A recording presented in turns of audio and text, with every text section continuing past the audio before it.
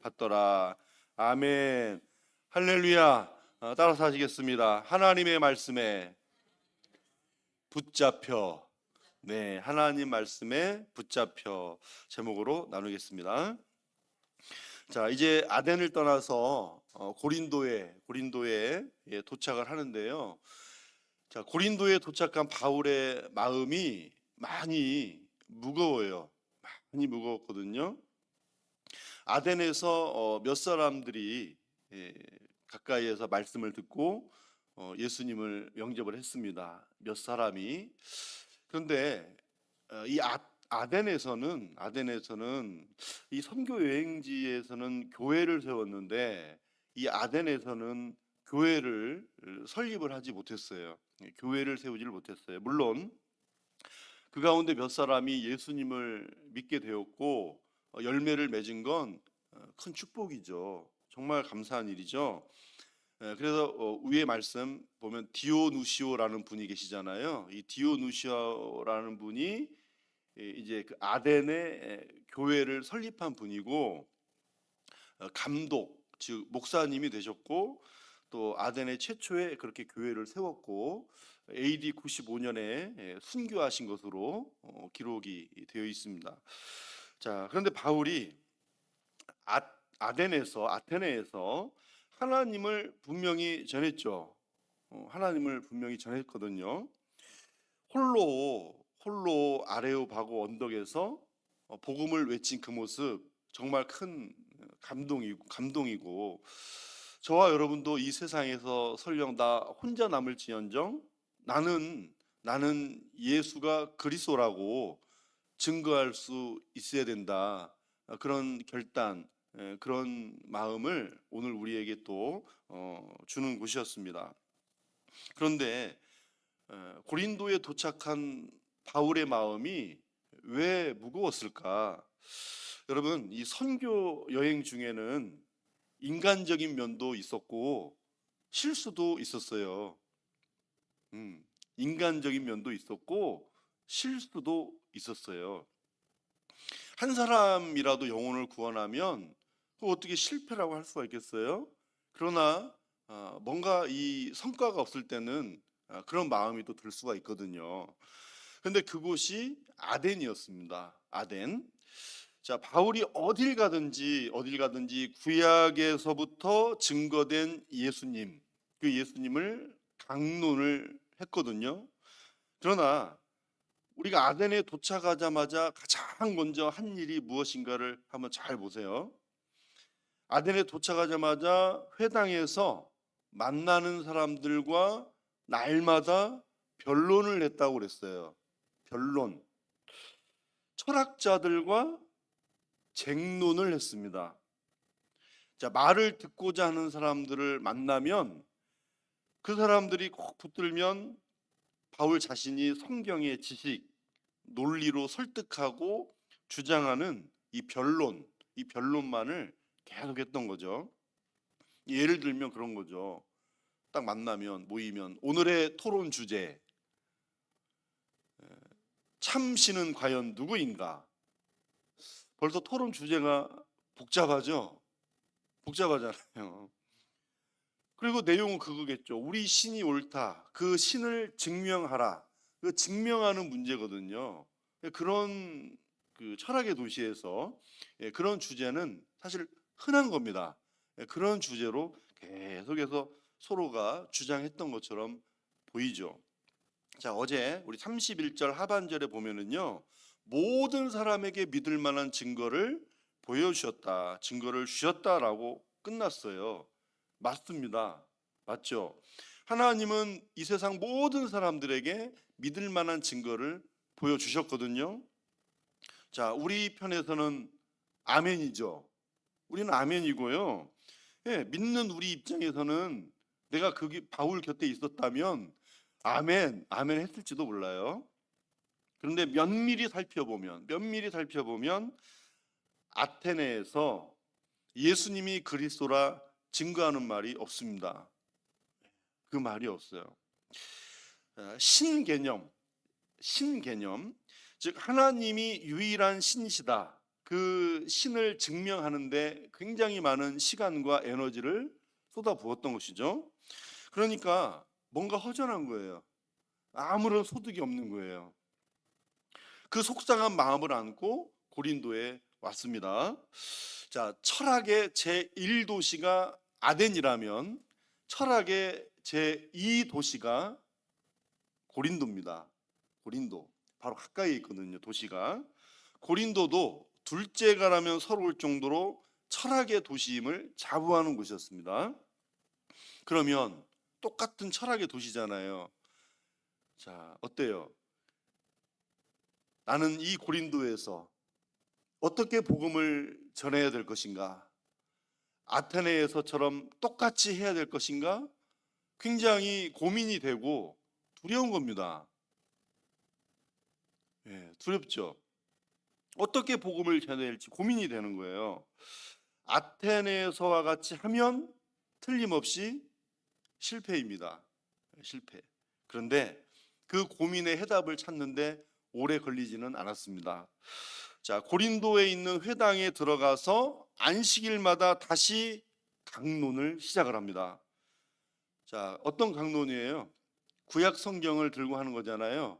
그러니까 구약에서부터 증거된 구주 메시아가 누구다? 예수 그리스도시다. 예수님이 그리스도시다. 그것을 성경을 들고 증거를 하는 거예요. 자, 이때 성령께서 붙잡아 주십니다.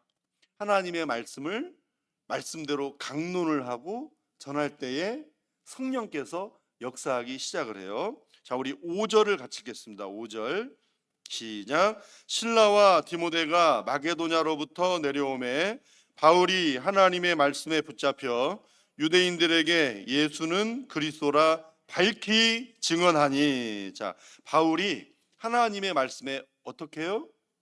붙잡혀라고 그랬어요. 붙잡혀. 이 붙잡힘은 그냥 딱 손으로 붙잡는다 그런 의미가 아닙니다. 그냥 단순히 딱 붙잡고 안 놓아주는 것처럼 그런 붙잡음이 아니라 둘러싸임을 당했다라는 말이에요. 둘러싸임을 당했다.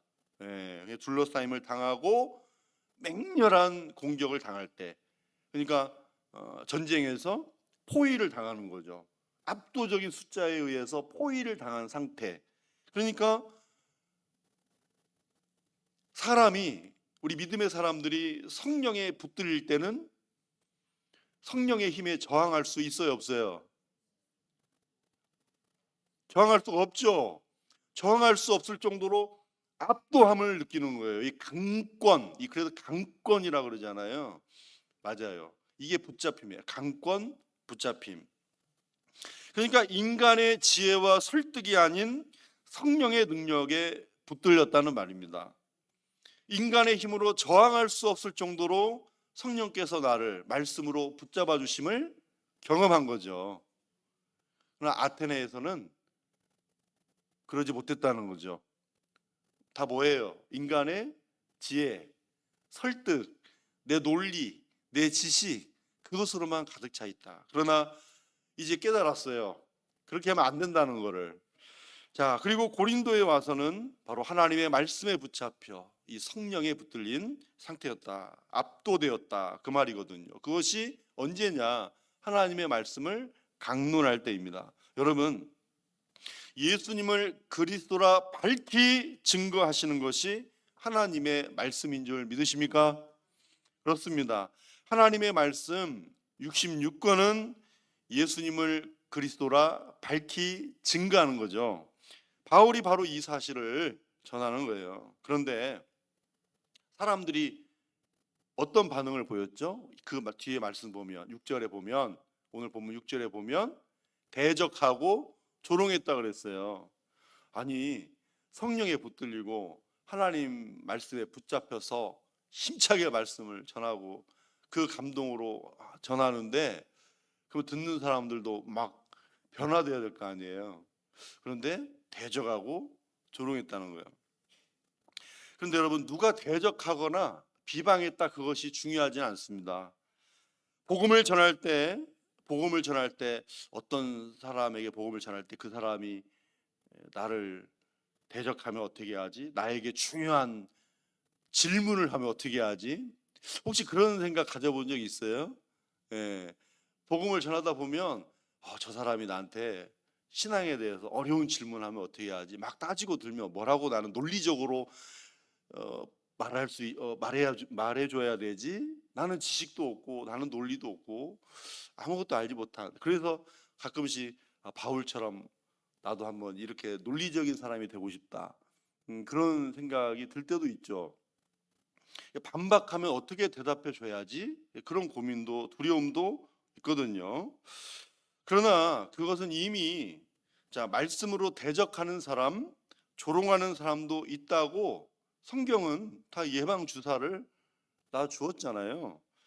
예수님이 하신 말씀이니까 그것은 당연하다 여기면 그만이에요. 중요한 건 오늘 저와 여러분이 하나님의 말씀을 읽을 때, 들을 때, 전할 때, 예를 들면 어떤 한 말씀이 내 마음과 내 생각을 사로잡아서 정말 주체할 수 없을 정도로 성령의 압도적인 감동, 그 감동 입기를 사모하시기를 바랍니다. 나를 붙잡아 주셔야 되는 거예요. 그 살아있는 하나님의 말씀이 나를 붙잡아 주시기를 오늘도 기도할 수 있기를 바랍니다. 처음에는 내가 성경을 붙잡고 시작하는 것 같지만 가면 갈수록 내가 성경을 붙잡지 않고 무엇이 나를 붙잡아요? 하나님의 말씀이, 성경이 나를 붙잡아 주심을 경험하게 될 것입니다. 이제 아덴에서와 고린도에서 서로가 확연히 달라졌어요. 바울의 마음, 무거웠던 마음이 그냥 훨훨 날아가 버렸어요. 왜냐하면 고린도 교회에 나중에 이제 서신을 보낼 때 이런 말을 전해요. 고린도전서 2장 4절 5절 말씀 보면 내 말과 내 전도함이 설득력 있는 지혜의 말로 하지 아니하고 다만 성령의 나타나심과 능력으로 하여 너희 믿음이 사람의 지혜에 있지 아니하고 다만 하나님의 능력에 있게 하려 하였노라, 이 말을 전하거든요. 이것도 마찬가지예요. 이 말씀만 받으면 우리는 아멘이죠. 아멘이고 아멘인데, 그러나 이 말에는 바울이 자기 스스로 반성하는 의미가 섞여 있는 거예요. 자기 반성이 같이 들어가 있는 거예요. 그렇구나. 복음은 내 지식, 내 논리, 내 설득으로 전해지는 것이 아니구나. 내가 다시는 말장난으로 내 말재주로 하지 말고 말씀 그대로 예수님만 밝히 드러내야겠구나, 이런 말이에요. 이 사실을 깨닫고 똑같은 철학 도시지만은 인간의 지혜와 설득이 아닌 예수님이 그리스도이심만을 밝히 증거한다. 이게 딱 인생에서 자리 잡은 거죠. 즉 내 논리, 내 설득, 내 지식은 빼고 밝히 증거한다 그랬잖아요. 여러분, 복음은 밝고 선명합니다. 흐지부지하거나 흐리멍텅한 게 아니에요. 밝고 선명한 복음 그 자체로 승부를 건 것이죠. 여러분, 그런데 논리나 지식이 필요 없다는 게 아니죠. 논리나 지식이 필요 없다는 건 아닙니다. 무슨 말을 전하려 하는지 듣는 사람의 입장을 생각하고 전해야 되는 거잖아요.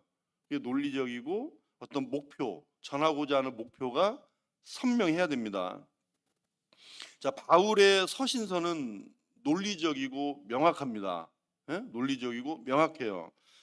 그러나 성경은 성령의 감동으로 기록된 것입니다. 여러분, 그리스도인은 마땅히 성령의 감동으로 하나님의 말씀에 붙잡혀야 될 줄로 믿습니다. 아멘이죠. 오늘 이 믿음 하나만 새기면 됩니다. 하나님의 말씀에 붙잡힌 인생이 되게 하여 주시옵소서. 그렇습니다. 예수는 그리스도라, 이 엄청난 생명력을 가진 이 선명한 복음 한마디가 저와 여러분을 통해 성령의 역사가 나타날 수 있기를 주님의 이름으로 축원합니다. 기도하겠습니다. 기도할 때 주님,